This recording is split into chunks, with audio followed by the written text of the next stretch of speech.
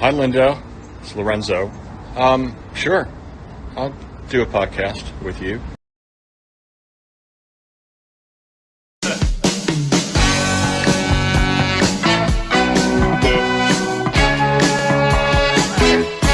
I don't want to lose this good thing that I got. If I did, I would surely lose a lot. 'Cause your love is better than any love I know. It's like thunder, lightning. The way you love me is frightening. I better knock on wood, baby. I better knock on wood. I'm not superstitious about you, but I can't take no chance. You know you got a sweet thing going, baby. You got me all in a trance.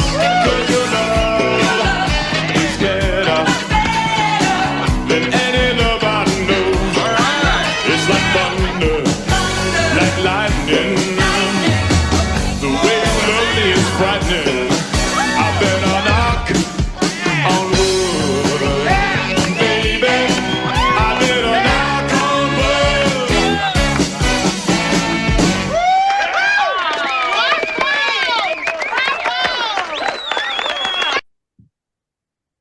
Okay.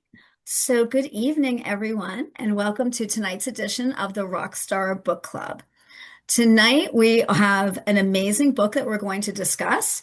It is the autobiography of the incredible Lorenzo Lamas. Here's the book. His book is called Renegade at Heart, and it is his story from being a young child up until current day and his career and his life. What can I say to introduce the incredibly talented Lorenzo Lamas? He's got so many adjectives, so many titles. He has a storied career for the last 5 decades. It's hard to keep track of all the things that he's done. He's a television and film actor, starring in some of the most loved series and movies of all time, such as Falcon Crest, Renegade, and Grease. And he's been a legendary soap opera star on The Bold and Beautiful. He's also a singer, a reality TV star, and a comedian. He's the son of Hollywood royalty. He's a father, a grandfather, a pilot, a martial arts expert, and a humanitarian. He's also one of the best-known sex symbols of the last 40 to 50 years. Please welcome Lorenzo Lamas. Hi, everybody. Hi. Hello. Welcome. Everybody.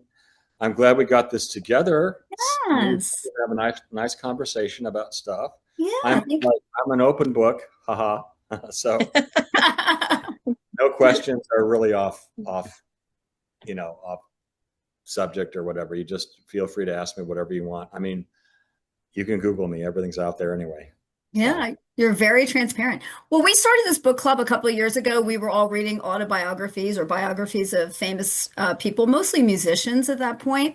And we just thought, wouldn't it be fun if we could interview the subject themselves? And we actually started with Donette, because Donette was a character in Steve Kilby's autobiography. So it's kind of interesting. So I'm Linda. I'm the host. I'm just going to go around the room and introduce each person. And if you want to say something that you loved about the book or start off with a question, you're welcome to do that. So joining us from Wyomissing, Pennsylvania is our singing attorney, the lovely Mary Zervanis Dialectis. Welcome, Mary. Hi, Mary. Hello, everyone. So you want me to continue? So Yeah. I enjoyed this book so much. A lot of it hit home with me with the cultural aspects. I grew up Greek American, grandparents from Greece, and I guess I could start with my question, or we should maybe introduce everyone first, but I want to come back to that. That's one thing I want to talk to you about is like growing up, kind of straddling both worlds, the culture and trying to fit in. And so your prologue hit me right away with the drive with your father and the bullies at school and that kind of thing. So yeah. yes. And I do like to sing, and I loved your voice, that, your songs, your voice is so clear, and yeah, it's very melodic and beautiful. I love it. So Yeah. I'd love how those recordings that you said, there were 10 recordings that were never released. I wish those could be released, that we could hear those.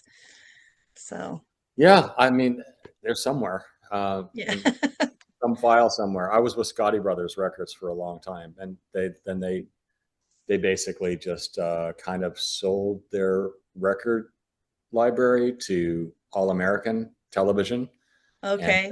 it's kind of gone off into the mist, you know. Somewhere, yeah, in the universe. But So I still fool around with the guitar. I still, write a little bit, and it's just something I enjoy doing. yeah, that's great. So Thanks, go to Mary. Donette. Oh, okay. Joining us from Lincoln, Nebraska, the former lead singer of the bands Game Theory and X-Men and the musical collaboration Hex with Steve Kilbey is the lovely Donette Thayer. Welcome, Donette. Thanks, Linda.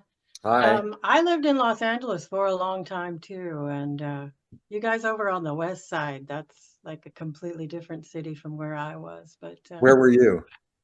near Mount Washington Okay. Hmm. in Highland Park, Yeah. almost Pasadena. So, Yeah. but I love Pasadena. I mean, there's such history and such beautiful homes there, yeah, I mean, there when all the movie moguls started making films in the teens, I think 1915 to 1927, that era, all the talent lived in Silver Lake, Las Feliz, Pasadena, because that's where all the studios were, Beverly Hills wasn't even a thing then, or Malibu. It's Oh, just that's another interesting thing. I lived on Oakhurst too. You in lived on Beverly Hills. Oakhurst in Beverly Hills, yeah. My first apartment was on Oakhurst. I saw that. Yeah, Yeah, yeah. yeah. So, yeah, there are some affordable places there in Beverly Hills. I mean, There not are too some. many, Yeah, yeah. but There I lived definitely. in one, a studio apartment with my sister. Oh my gosh, that was Yeah, crowded, right? Did it you have a was Murphy crowded, bed? yes. Did you have a Murphy? I had a Murphy bed, so it was just like I slept on the floor, and I wasn't there long. So, yeah. Okay. Awesome. Well, what we will do now is probably just go around the room and we'll just oh, start discussing. Linda, we need to hear your story, though. Oh, well, I'm Linda. Linda, the Uh, great Linda. I mean, had I thought about it, I would have written an introduction for you. Sorry, but no introduction needed. Just love concerts, music, meeting musicians. We actually kind of stumbled upon the Carlisle Comic Con because we were actually going to ask Rex Smith if he would give us an interview. I thought he wrote a book about being a teen idol, but I guess it was like a Broadway show or something. So we ended up going to the Carlisle Comic Con. And then when we met Lorenzo Lamas, we were like, wow, he has a book. He was so nice. He was so down to earth. He has a fascinating story. So that's my backstory to coming here. Okay. So we were Yeah. just excited to talk to you and learn more about you. Well, I'm at your service. Okay, so I'll just start with the first question. So I really loved your book. One of the things that I loved is how you started with your, being young and your family life. I mean, it's really a story of many marriages, many divorces, you kind of being pulled in a lot of different directions. I feel like the most emotional part of it for me was when you were older and you had graduated from high school and you wanted to come and stay with your dad and your stepmom, Esther Williams. So, of course, your dad is Fernando Lamas, and he's married to Esther Williams, and he has this rule, I guess I'd say, that no children of past relationships are allowed to spend the night in his house. And so you come there, and here you are, the son of like this Hollywood royalty, and you're living in the garage. Yeah. You were living in like an RV, I think, that you had like fixed up, A and van. It was a van that my whole thing. I went to military school, as you know, and my whole thing getting through military school was all about my mom promised me that she was going to get me a Chevy van if I got like a B plus or an A minus average. Um, I never got the Chevy van from mom because she couldn't afford it when I graduated. So the best the best alternative for me at the time was to find a van. So I got a van that used to be a flower delivery truck, and it was all white and beat up, but that was the van. That was my first wheels. The first car that I had. It wasn't a brand new Chevy, short bed, whatever van, but it was mine. And in the book, I think I tell the story about how Dad and I go to a lumber yard, and I know the wood that we need. We need that kind of pliable, kind of fake wood, and Dad says, no, here's real wood, and it's even better, and it's cheaper. And it says, Dad, it'll never work. But we got the van put together. So I was living in the van in the garage. And, when you're a kid, you don't know. I mean, I kind of knew that maybe it was a little weird because I had friends, I grew up with friends, and they had their own bedrooms, and, I mean, they could have dinner and I mean, I would have dinner at the table. Esther would cook dinner every night, and she was a great cook, and I'd help clean the dishes and stuff after dinner. And then I would just go out to the garage and just, that was my space. It's funny when you're a kid and you're dealing with the reality is you don't have a lot to compare it to. So it didn't really seem abnormal to me. To me, it was like, oh, it's got my own place. But it really felt weird once when I was working at a theater. I was an usher, and I invited like a dozen people from like my coworkers to come to my house. It was in the summertime. There was a pool. We had a pool. But Dad and Esther had locked the house and gone to Palm Springs for the weekend, and left just the bathroom door, just the door going into the back part of the kitchen so I could use the bathroom. They left that unlocked. And my friends are like, you can't go in your house? And I go, well, it's kind of like my parents don't want it to be like messed up. They don't want beer cans everywhere. But it just, that was the first time that really kind of hit me that, yeah, maybe this is kind of like weird, but it was what it was. I certainly survived it. So Yeah. It does. It sort of seems like I can't imagine that you weren't upset with him. And it does seem like it must have impacted the way you parent today with your own children. You were so involved with your own kids and yeah, doing everything with your daughters. Like I saw some interview where you're like, I would do their hair every day and get them dressed and take them to school and all these things. Like you were so overly involved with your kids. I mean, do you feel like it was a result of the fact that you were just kind of missing that, from your own parents? well, perhaps I just want it to be, not. I mean, I wanted my kids to have discipline, but being from like I went to military school where things were so like, I mean, if your belt buckle wasn't shined, your shoes weren't shined. I mean, they would make you stand out until the last person going into the mess hall, right? In freezing weather in New Jersey in February. And it just really seemed harsh. So I certainly didn't want that kind of disciplines. And plus I had girls. I mean, what are you going to do? Like, it's so hard, because they would just look up at me like, oh, Dad, like I got like a D in my test today, but I really tried hard. And I go, well, that's all that matters. You just tried. It's like, what are you going to do with these sweet little girls? I mean, yeah, they were my daughters, and the only thing that was an issue with the three of them is they would fight over clothes all the time. Like they would fight every morning before school. Like I actually eventually got them to put out their clothes at night so that there's no chaos in the morning. I said, you guys put out your clothes before you go to bed. I want to see them. And that's what you're wearing to school. And there's no ifs, ands, or buts about it. That's it.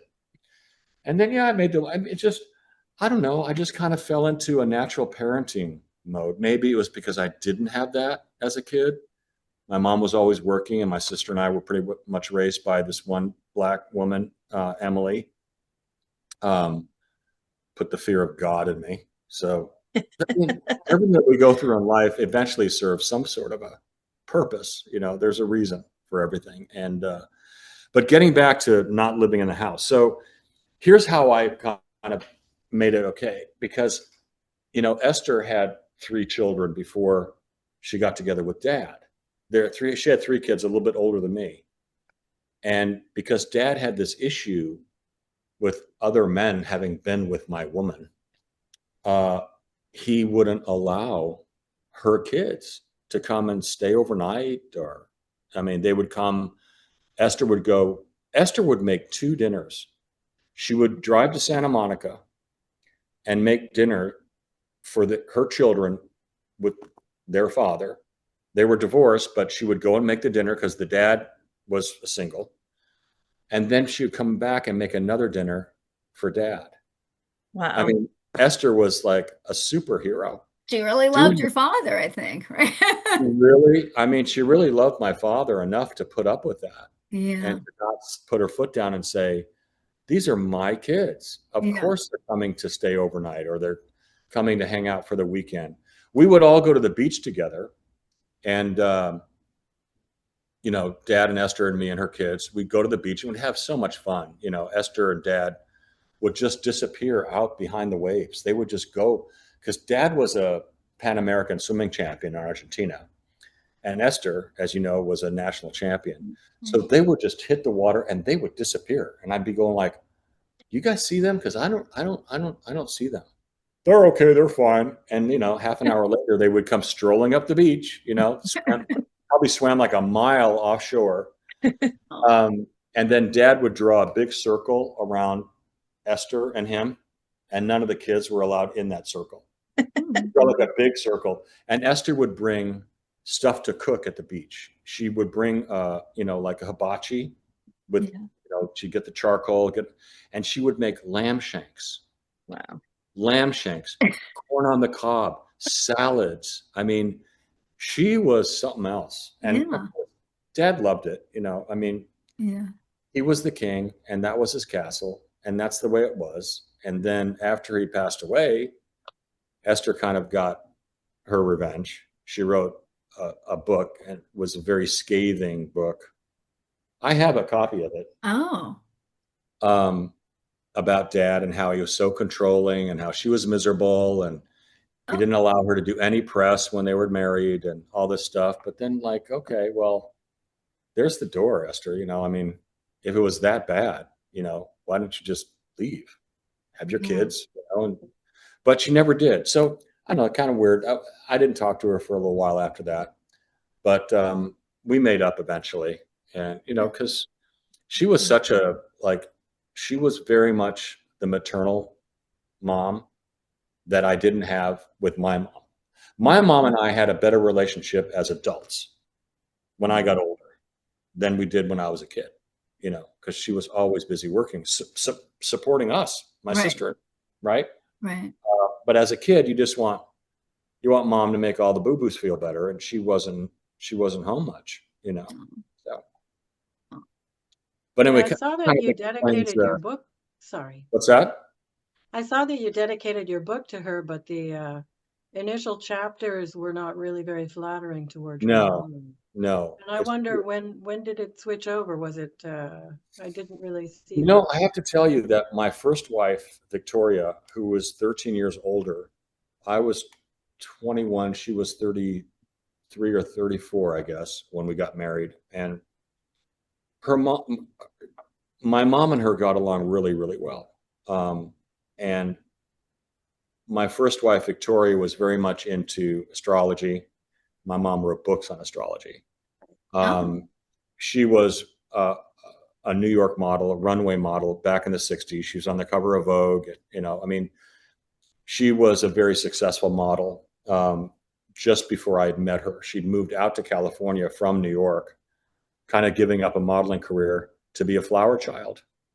And she was really good friends with Carole King, and she lived in Carole King's home up on top of Woodrow Wilson, up on top of Lookout Mountain, which is where my first house was.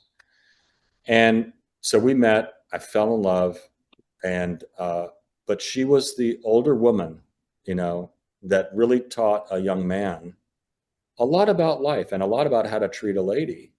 I came from military school, and I had Dad as an example, right? So it's like, Dad was not exactly the most, how can I say it? he loved women, and he loved that he felt that women should be absolutely equal on all levels of employment, whether it's in industry, movie industry, or anywhere else in society. But he also felt like, a woman should be there in the home to take care of the man. And my mom wasn't like that. And Victoria wasn't like that, and I never put that on Victoria. I was a little bit more of a, I guess, macho guy because when I was younger, because I was trying to make my dad proud of me, right? Yeah. So I had this whole image of, the toughness of a man. Yeah, a woman's got to be like subservient and all this, and that just didn't fly with Vicky. Just wasn't hearing about that. I loved her so much; it forced me to be open to that conversation. And so in the process, she asked me, like, what's going on with my mom? And I said, well, mom was never there. And, she, well, did your dad and Esther have anything to do with your feelings towards your mother? And I had to think hard about that because they did, in fact. I mean, Esther and dad would put my mom down. They would call her frivolous because she cut out paper dolls and sent them to people for Christmas. I mean, they would make fun of her, and I think it was just based on an insecurity that they had because, Sounds like it. you know what I mean? It's like Yeah. people always tend to put people down.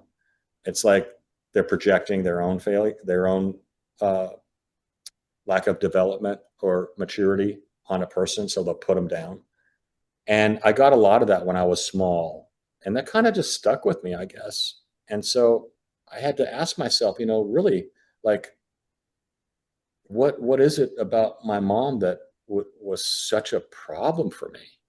And it really came down to the fact that mom was just busy, And Victoria told me, she said, Lorenzo, everybody has their own capacity to love, and some person's capacity to love is different than another person's capacity, but it doesn't mean that they don't love. It just means that their capacity is different. And I think your mom loved you as much as she possibly could love anybody. And when she said that, it's like, that makes sense to me, It does. Yeah. So Aw. yeah, it made sense. And then I was like 23 or 24, and I made it a point to call my mom more. And when she came out to visit, I made time to see her, and I didn't care what dad and Esther said, I just made time for mom. So Aw, that's very sweet.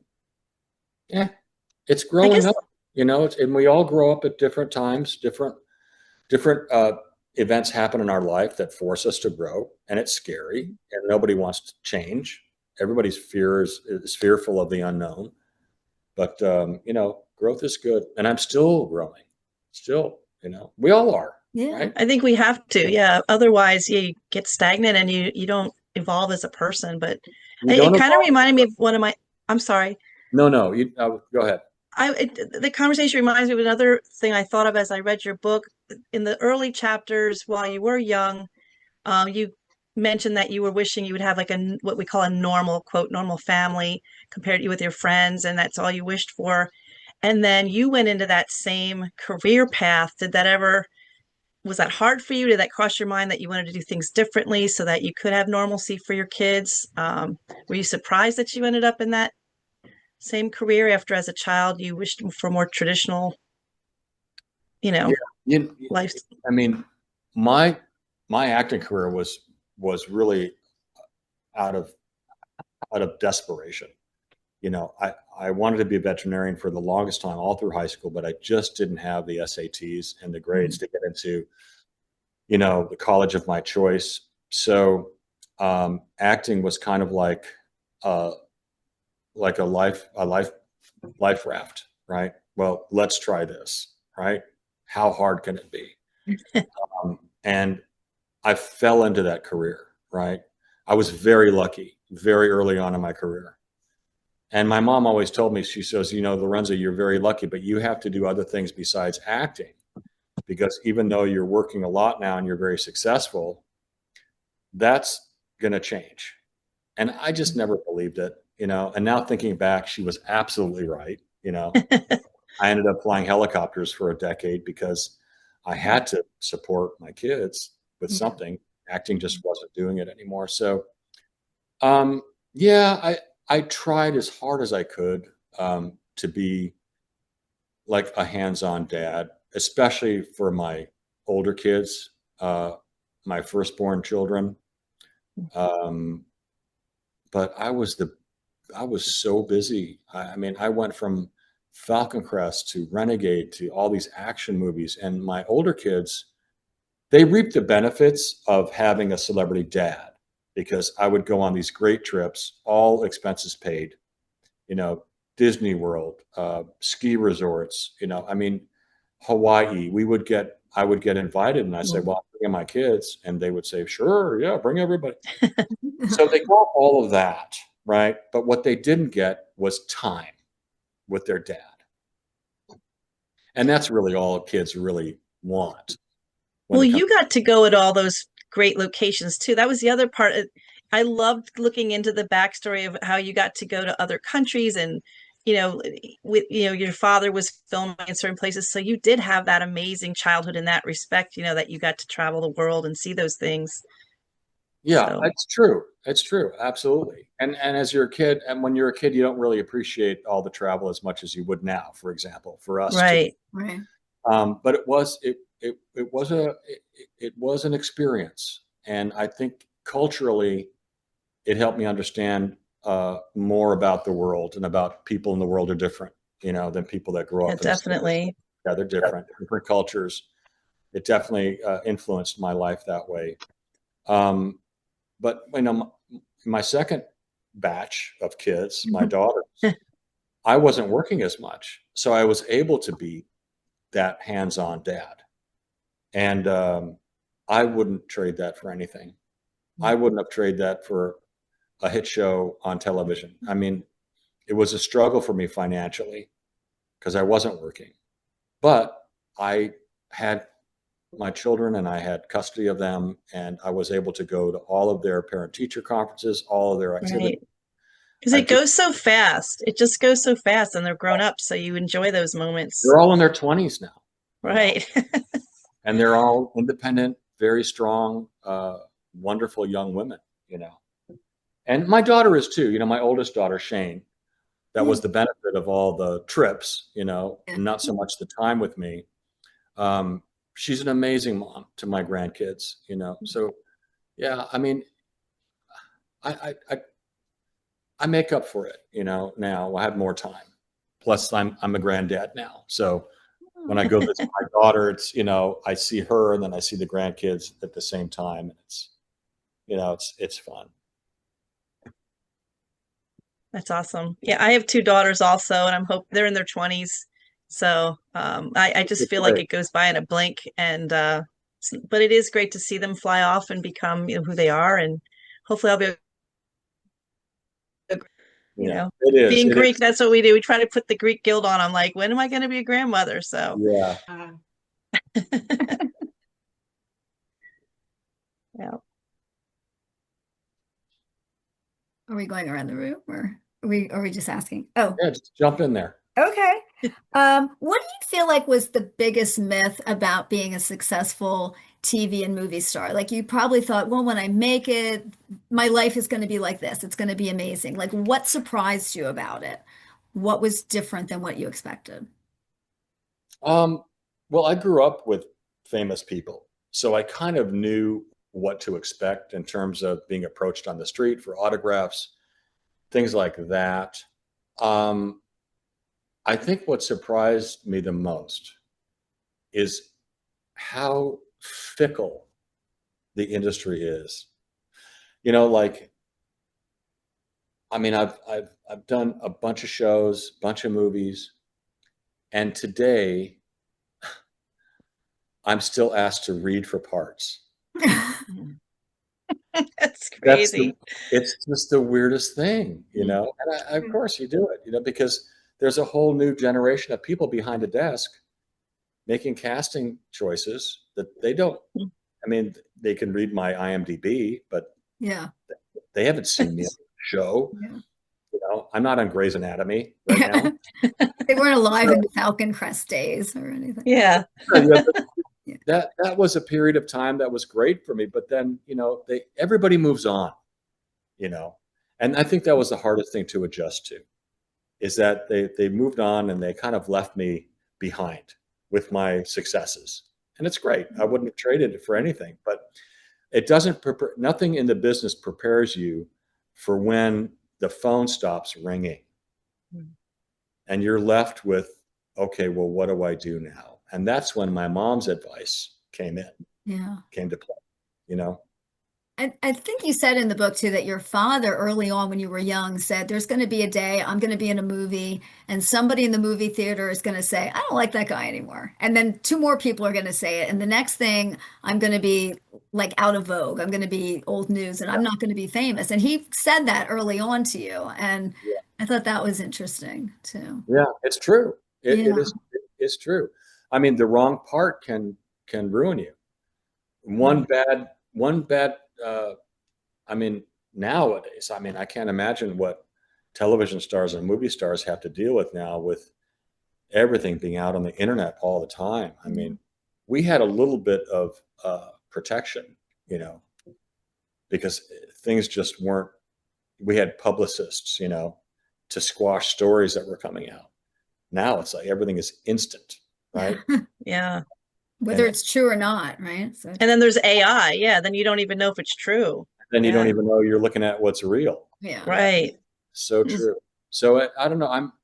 I'm glad I had the career when I had it, and I can enjoy my semi-retirement now and just do movies that are produced by friends of mine. You know, I mean, I've done 6 movies in the last 18 months. Now they're not Wow. big theatrical movies. Yeah. You know, they're on Tubi and Hallmark and Lifetime. I did turn on Lifetime the other day and you were in a movie.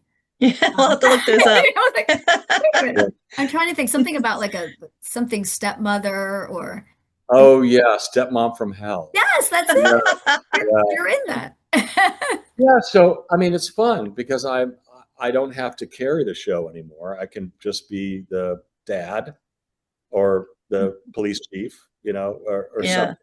some character, you know, and it's great. I still love it. I still love to act. Yeah. I think I always will, you know. Yeah. So it's fun to still do that, but not have the responsibility. And also, like, I mean, I've had so many material things in my life. I don't feel a need to fill that anymore, you know. I Yeah. think a lot of it was I was in unfortunate relationships where I wasn't happy, but I was making a lot of money.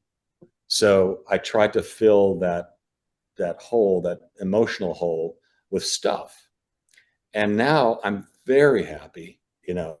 I'm very centered and okay with my life. I just don't need that stuff, you know. So I fill it with my kids and my grandkids, and you know, I'm going through a divorce right now, which is not great. Mm. But I know in time, I think that I'll be able to be friends again. I'm friends with all of the people that I was ever with before. I'm friends with to this day. Mm. You Wow, know, it's amazing. sometimes it takes time, Yeah. but you know, I can look at myself in the mirror and not have any regrets about how I've treated somebody. You know, I've always treated everybody that was with class and dignity, and I've always been honest. I've never cheated on anybody. You know, if it I mean, didn't work, that's huge. That's huge. if it didn't work, then you know, sometimes we would go to therapy to work on it, and sometimes you just grow apart. But I'm not going to run around on somebody. I'm gonna say, hey, you know, this isn't working, and I think we need to take a break. You know, my mom was married a bunch of times. I think she was married 6 times. Dad was married 4 times. I'm not making an excuse. So maybe you're just a romantic. So every But I time you do fall in think love, you marry them. Is that what it is? that's pretty much in a nutshell. I don't like to. Well, I would not marry probably. Jeez, I can't say I won't marry again. You just don't know. I I uh, I I don't mind living with somebody, but when you live with somebody and you're sharing a life and you love one another, it just I don't know. There's maybe I'm just old fashioned, you know. Maybe it's just that I just don't want to shack up and I want the commitment, you know. Yeah, the I real want commitment. I want us to be in it and be really really in it and not get divorced because it's Tuesday and I don't feel good, and you can do that when you're not married, really easy. Just pack your stuff up and Right. leave. Um, It's true. I feel like this generation, they all just like to move in together. I mean, my daughter's like, Mom, that's what they do now. That's what they do. yeah, I'm like, doesn't mean you have to do it. yeah, But it's true. I Yeah. the lawyer in me though, was thinking, did you ever get like a prenuptial agreement for the No, marriages? that's projecting failure Yeah, in my mind. it makes it like a business. I I, was just curious. yeah, couldn't do it. All my friends said you're an idiot, but yeah, sorry, I You're a can't. romantic, It, I think. yeah, I mean, it puts doubt from the beginning. It does. Yeah. If it doesn't work out, and it doesn't work out, and if you want to take my stuff, go ahead. You know, Yeah. I mean, I've given my wife's nice houses and a lot of money and all that stuff, but now I think now uh, what it is for me is with this with Kenna, with my last wife, and not to get into too much detail of it, but um, circumstances that the environment that you're living in can really affect a relationship. And if the environment that you're living in is not a comfortable one, it can really start to tear at the fibers of what keep two people together. Um, if you're living somewhere that you don't like, if you're even in an apartment or a home that's got a bad vibe, you know, it can really start to affect the relationship. And then you start like arguing a lot and getting on each other's nerves and just being um, uh, combative, right? And just that's not it's not conducive to warmth and love, right? So I think a lot of that was the issue with my last marriage. It's just we were just miserable being where we were, you know. Right. Um, and then other issues, but I would think that's a big thing with a lot of people, a lot of couples, and certainly couples that deal with traumatic experience together have a real challenge in keeping it together. Like my heart just breaks when couples lose a baby. It's Mm. like, oh, I can't even imagine. I just knock wood every time that my children were born. You know, two arms, two legs, two eyes, just healthy. Because I just can't imagine that kind of pressure. You know, so I mean, there are challenges, and a lot of people end up going through it together. They have a great foundation. They have great faith. In God or whatever their faith is. And I think that's very important. I think it's important for a couple to have the same kind of faith. I'm not saying one person can't be Jewish while the other is Christian, but there's got to be a faith that keeps you, together and helps you to realize that there's a higher power that you can give up to, right? Right. When things are just like going to hell, you can just say, Lord, take this anxiety from me, take the worry from me. I can't deal with it alone, and just release it, you know. Right. And I think a lot of times couples don't have that in common, right? So that's important. Going forward. Yeah. Well, it's a learning experience. Yeah. Donette? Oh, I was going to ask you about faith. You You often refer to your faith when you're talking about going through difficult times in your book. And have you always had this sense of faith in higher power, I or think did it? so. I think Or, especially um, I had a tremendous lesson in faith uh, when I was 12 years old. I don't know if I wrote about this in the book, but I was on a bicycle and I was riding up on the dirt trails in the Santa Monica Mountains, and I came down a hill and I lost control at the bottom of the hill, and I fell off the bike. The bike fell on top of my leg and just kind of dragged me along for a while, and opened up a pretty sizable cut on my leg. It was bleeding and all this stuff. And the week before that happened, I started blaming God for mom not getting me a mini bike. And I said, you don't even exist. You're not getting me a mini bike this. And I was just cursing God all the time. I mean, not, not saying God damn it, but like I want that mini bike. You don't even exist. And then I had this wreck and I knew, I mean, in my heart, I knew, okay, you asked for it and here's your lesson. Here's And your sign. from that moment on, I prayed every night.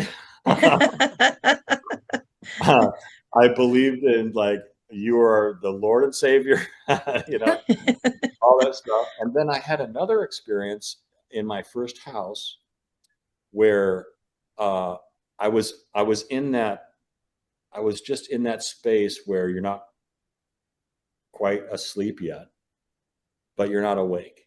You're kind of in that suspended momentary consciousness. And I felt this huge weight on my chest and I couldn't breathe.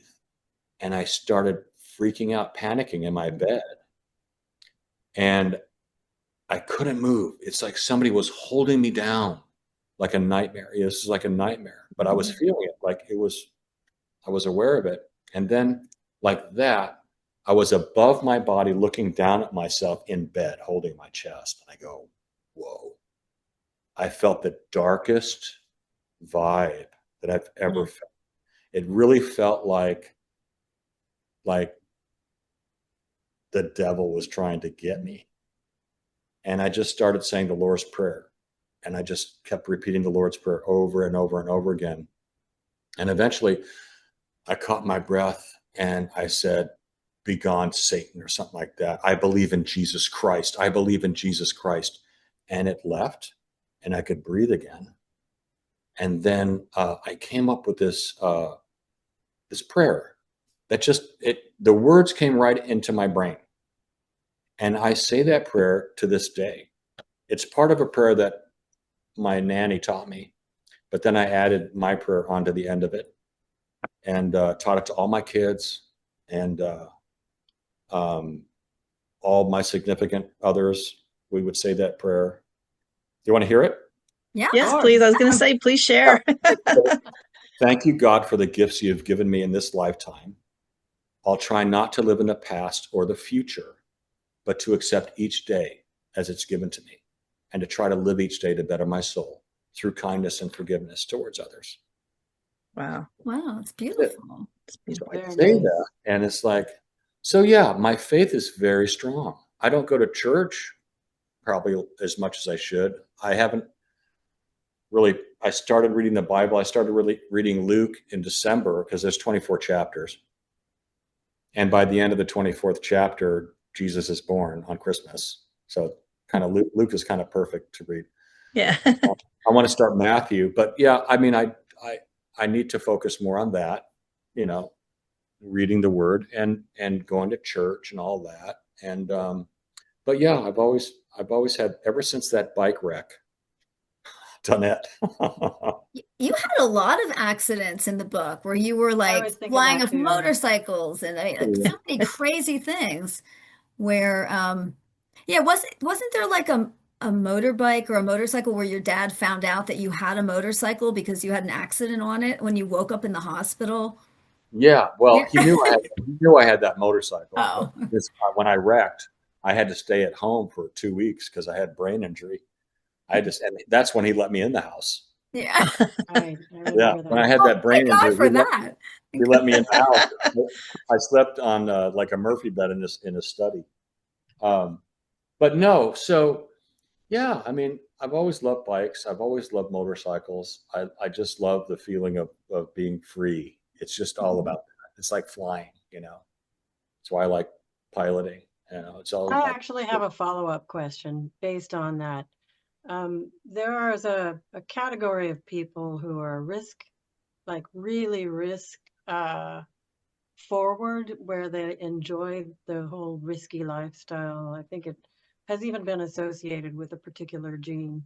Do you think that maybe you have that gene? High risk taking behavior gene? I don't think so. No? Because I see guys that are doing stunts on motorcycles, popping wheelies at 60 miles an hour. You know, I would never do that. So I think it's a calculated risk, certainly. Mm. But I'm not a blatant risk taker. I, Because I, looking at it objectively, mhm. went into a risky profession. I mean, to a lot of people, that would be really scary what you did there. You ride motorcycles, you pilot. I mean, all of these things are, objectively pretty scary things to do. So I was thinking, I you know, guess it just makes me feel, I love the challenge. I love learning. Uh, I love machines, you know, and I love the challenge of learning a skill to control the machine. Oh yeah, the race cars too. That was right. That's yeah, right. I forgot about that. I love Yeah. to those machines and finding the limit, my limit, because you'll never find the limit on a machine, you know, unless you're a test pilot in an airplane or you know a professional GP road racer on a motorcycle. You know, those guys push beyond their perceived limits to get to the limit of the machine. That's Mm. crazy. To me, that's crazy. When I race cars, I raced honestly probably 8/10 of my ability. You know, I left a slight room. I left 2/10 for hitting something on the track, you know, or somebody braking too fast in front of me. I left that margin, but the guys that do it, you know, those IndyCar racers and Formula One racers, they're racing 10/10 all the time. Mm. Yeah. They're at the very limit of their controllability. And that's not me. You know, I'm a gentleman racer. You know, I flew helicopters for a living. It's relatively safe. You take the right precautions. You don't go fly in bad weather. You know, shit like, or excuse my French, stuff like that. You know, so yeah, I mean, there's an element of risk in what I do in my hobbies, but it's not it's not crazy. You know, Okay. I want to live to ride or fly again. You know, I don't want to.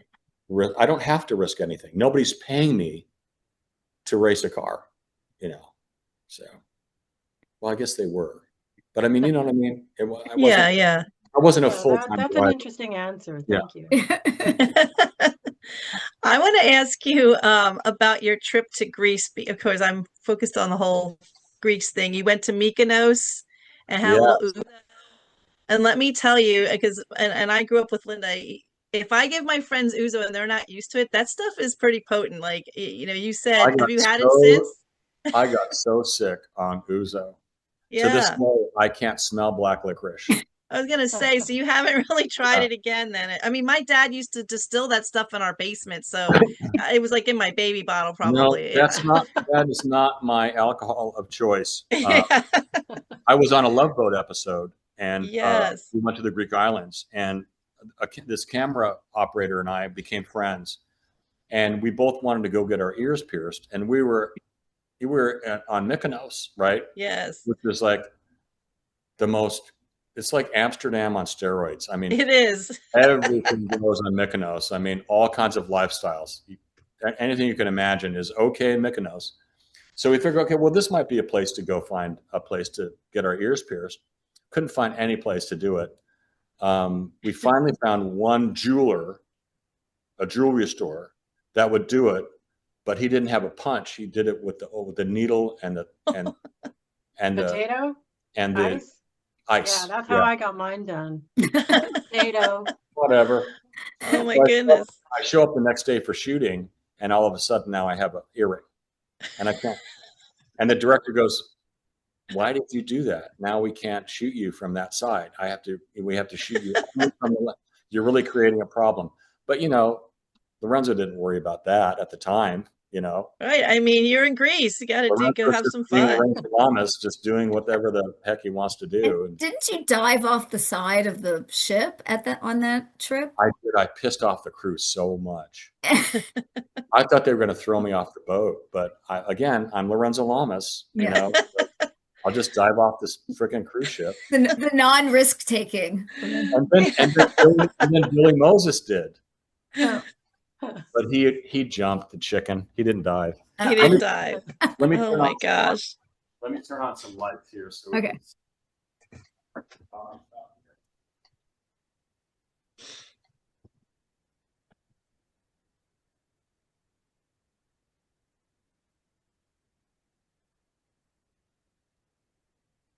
Okay, we couldn't see you. It was getting a little dark. It was getting dark. There you go. Yeah. So Well, you're so involved in fitness. Can I just ask you, you've been so involved in fitness your whole life. Have you ever been asked, or would you ever do like a video on your fitness routines or like write a book about fitness? um, it's just such an overhyped industry. There's so much fitness out there. Everybody will find their own, like water seeks its own level. You'll find something that works for you, you know. Um, I mean, I've done a lot of different things between weights, martial arts, and all this stuff. I find the best thing is really swimming and walking. It's like Yeah. it's not rocket science.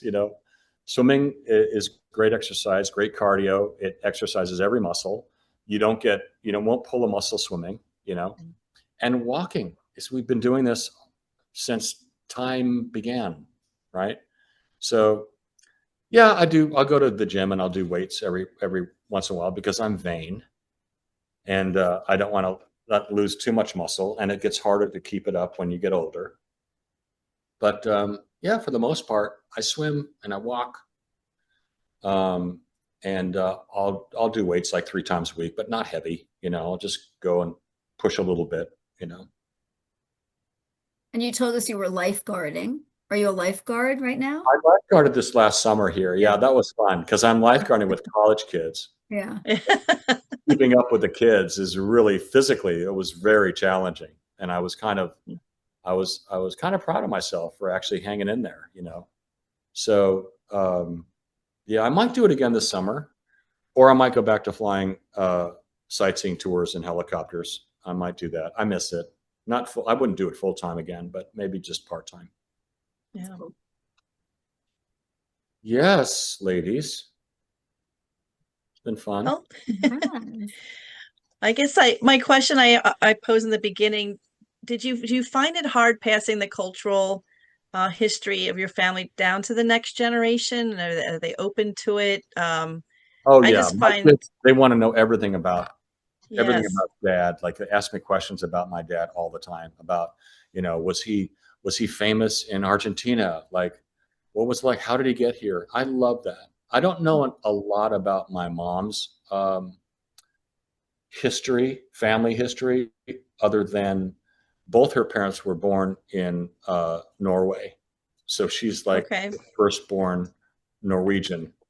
She Hmm. was born in Minneapolis, lived outside of Minneapolis for many, many years until she moved to Chicago as like a teenager. She moved to Chicago at 18 by herself Wow.